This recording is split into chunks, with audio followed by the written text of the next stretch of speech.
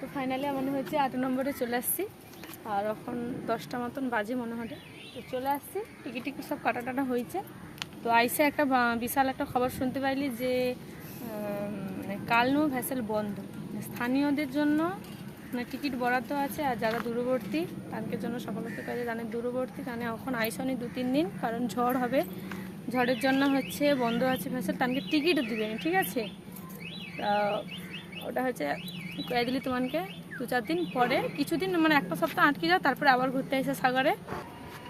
তো তোমাকে উপকারের জন্য আমি কইটি জানে আমার ভিডিওটা দেখাটা প্লিজ সবাইকে বলিটি যে ভিডিওটা আমার শেয়ার করে দেবো, কারণ তানে তখন দূরবর্তী লোক আসার পরে অনেকটাই অসুবিধায় পড়বে, তানে তো আর জানেনি তার জন্য। আর মোটামুটি আকাশটাও খুব সুন্দর, হালকা হালকা রোদ, আর এটাও খুব সুন্দর লাগছে ওই যে।